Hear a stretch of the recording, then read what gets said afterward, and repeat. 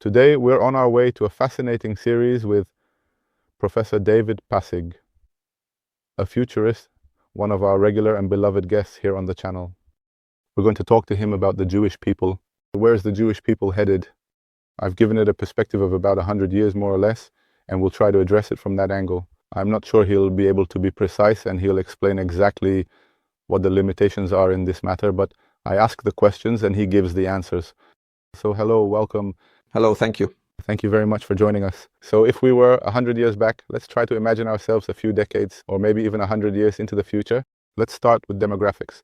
You mentioned it a bit in passing, but let's expand. Where are we headed?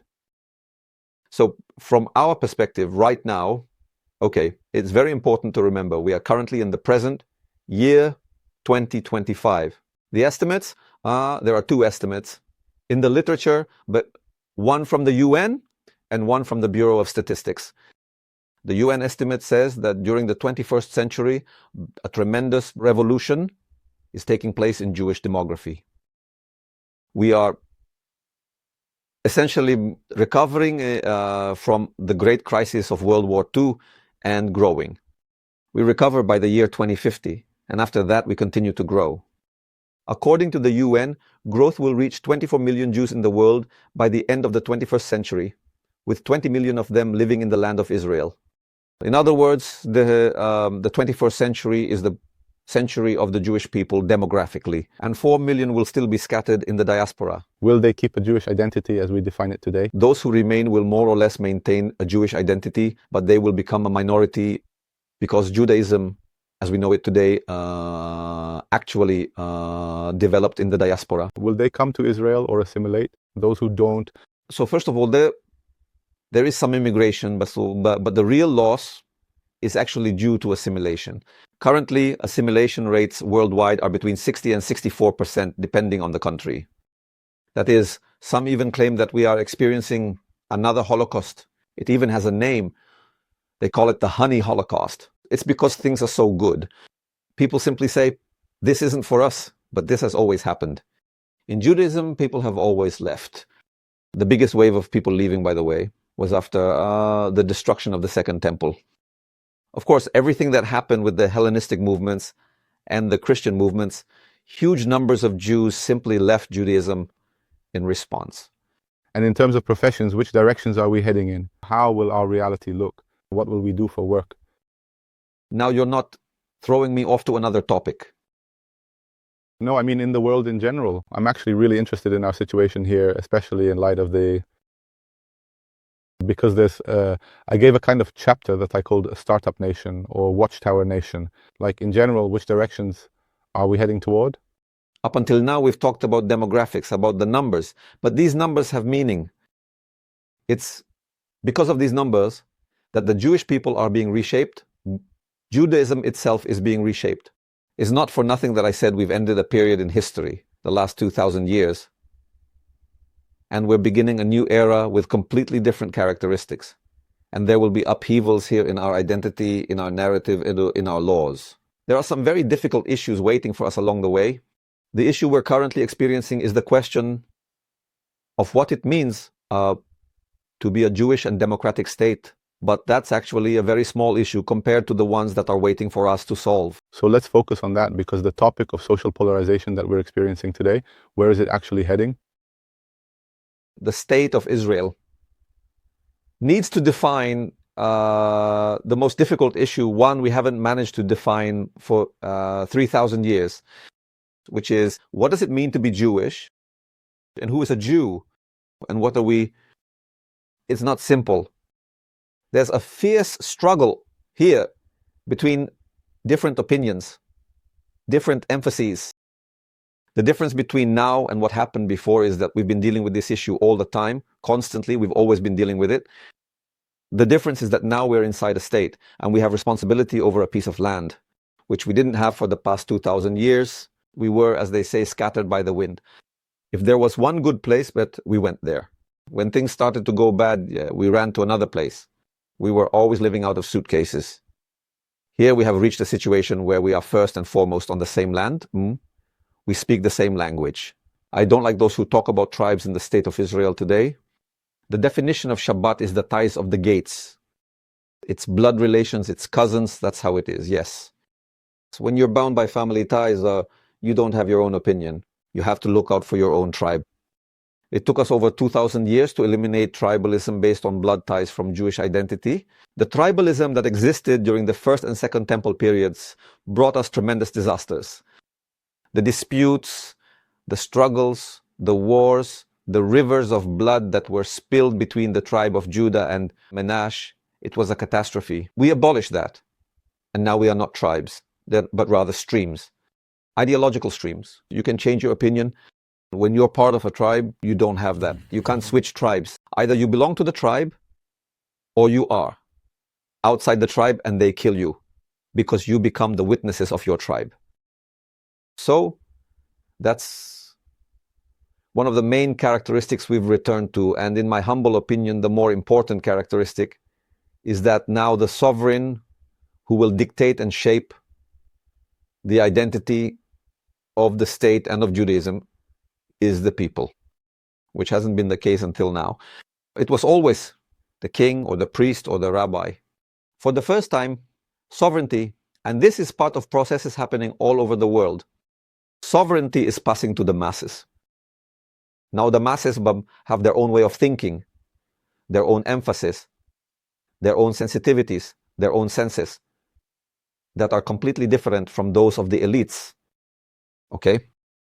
This is one of the greatest revolutions in the entire history of humanity, but it will also affect us. But by the way, it's already affecting us. For example, just as an example, not religious, but civil, the sovereign has already determined what it means to be Israeli. It's not about whether your mother is Jewish, but even the grandchild clause, even if you can get Israeli citizenship. And over time, these Israelis will de facto also become Jews. It's not over time. It could be that even today we're in the last war. Absolutely right. Absolutely right. That's the process this is just an example of how the sovereigns, as expressed through the legislator, is already making decisions without dealing with the halakhic issues that the rabbis decide on. Now, there is still a struggle. It's not simple. There are still groups within the Jewish people who say, no, it's only Jewish law. These ideologies will prove themselves, and 50 years from now, we'll find ourselves in entirely new situations. I'll exaggerate my words, although it's likely that it won't be such an exaggeration. We will see something new emerge, because these ideologies were relevant for 2,000 years, and they stemmed from a socio-economic and civic situation in a dispersion that is unnatural for the people. The moment the people gather together and have a common language, a shared land, responsibility and sovereignty as a people, something else emerges. Not the same views that were dominant over the past 200 years. And this is reflected, by the way, also in statistics and demographics. You can see, for example, that in the state of Israel, the largest group on the rise is the group we currently call traditionalists, no? Okay? Which is a kind of blend that is still not clearly defined. It still doesn't have a coherent philosophy. It doesn't yet have leaders, neither political nor spiritual, but on the ground it is already dictating things, and gradually this will become clearer and more evident because it is sovereign, because they are already a truly large group, something like 55%. Yes. This group will express itself in the elections. Their representatives will bring their ideas to fruition, whether through rulings or legislation on various matters. And gradually we will see, in my humble opinion, by the end of the century, even though the range within that 55% is very, very broad. Right. It's like having a mezuzah at home to actually... Right. That's what I meant, that it's still not clear. And there isn't yet a coherent philosophy, but it's growing stronger. It's flourishing. Even people who weren't religious or were completely secular are saying, okay, let's at least study it. Let's at least get to know it, which wasn't the case before. Part of this, I'm not talking about religious repentance. We're talking about something completely different. We're talking about a new identity that will be much more dominant. The groups that exist today will always remain, but their percentage will be very low. That's why I claim that towards the end of the 21st century, we won't see religious Zionism as it is today. We won't see Haredim as they are today. We won't see secular people as they are today. Something else is growing stronger. Just to give you an idea, think that before 100 years ago in 1920, 1930, most of the people here in the land of Israel, 400,000 people, were completely secular. They imagined and they were communists. If someone, he tells them in 100 years, your children will not be communists. There won't be kibbutzim in this form. There will be kibbutzim. They will open synagogues. If someone had told them this 100 years ago, they would have been appalled and saying, it can't be, there's no such thing. So this is just to give a small example of what can happen. And there is no doubt that we are living in a very, very important century in the history of the Jewish people, nationally, in terms of security, in terms of identity, and also religiously. Very difficult issues are on the horizon, much more difficult than what I mentioned earlier. I always like to give this example of the majority of the inhabitants of the Aliyah. Anyone familiar with this issue in Halacha knows that all the commandments dependent on the land of Israel that we perform today are only by rabbinic decree, just so that we don't forget.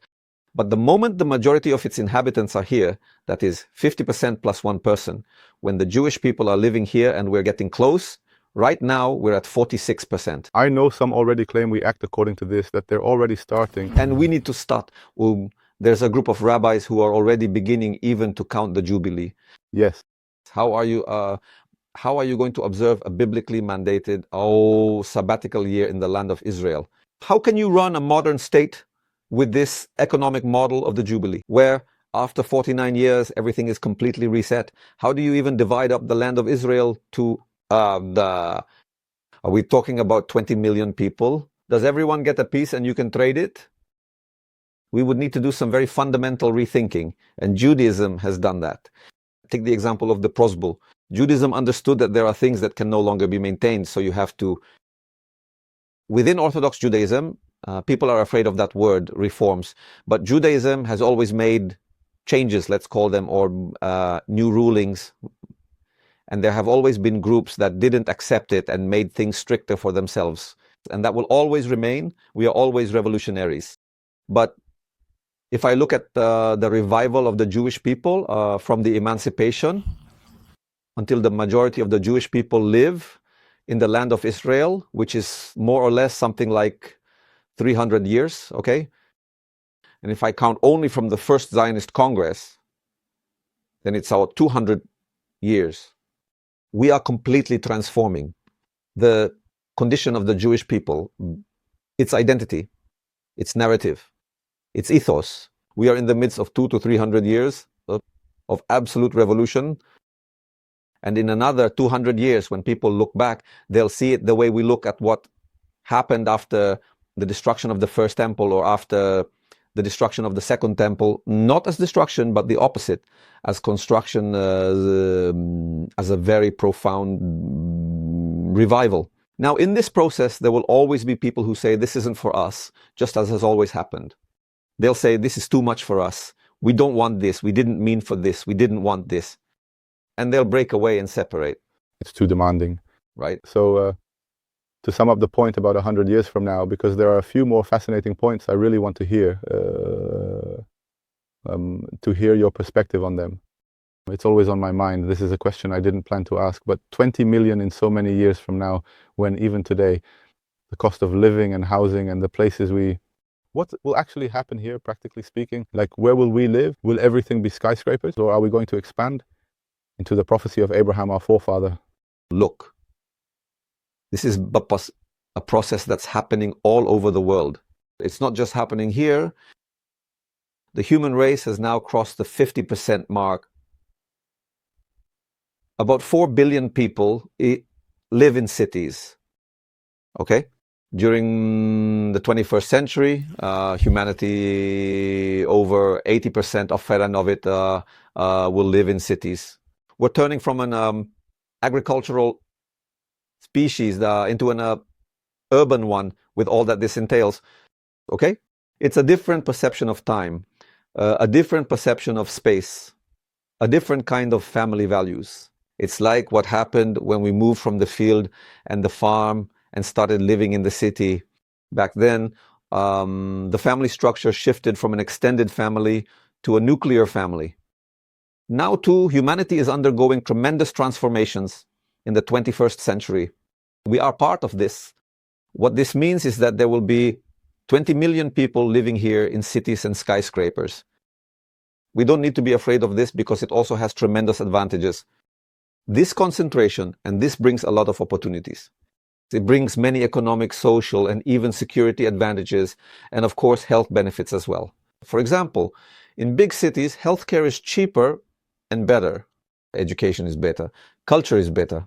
Housing is expensive. Yes. Always. So this is part of a major global trend. It's not just here. Yes, actually, I read a fascinating article a few months ago where someone wrote that, in a sense, the settlers in Judea and Samaria made a mistake because they were selling quality of life there. Come live in a villa. If you had built apartment buildings there, you wouldn't have to spend all day driving your kids from one activity to another, and everything would have been much cheaper. And maybe this whole issue of evacuating you wouldn't even be relevant because there would be much more strength in the residential presence. Yes, I think we still have quite a few things to fix, but it was a step we had to take in the first 100 years of the State of Israel. That's what's called population dispersal. Yes. Okay. We are, by the way, one of the countries with the most widespread dispersal. And there are problems with it. There are enormous costs and there are side effects. Concentrations. When organized, of course, will supposed to have power. By the way, the country, the most densely populated city in the world, people don't know that, is Manhattan. Per square kilometer, it's something like 17,000 people per kilometer. But Manhattan, life is bustling there. That's the activity, but there are also side effects to that. Yes, but that's the activity in the city. Aside from the cost of living, really, the cost of living becomes difficult. It's like living in Tel Aviv, much more expensive than living in the periphery. It's much more expensive if you enjoy it, something like 30%, 40% higher costs. But you have opportunities and you have education and you have culture and you have better healthcare. City life has advantages, higher life expectancy, better protection, and more connected resources. This was a very optimistic conversation. In fact, I see a lot of things here and many processes, thank God, that look like positive developments we're moving toward. Statistically, we know that many of your predictions have come true. We're the channel that follows, and a lot after the books you've written and so on. And that's it. I really want to thank you for the conversation. It was a fascinating discussion. Thank you for the invitation. Yeah. And we will continue to meet with you both on more current topics and on more experiential matters. So thank you very much.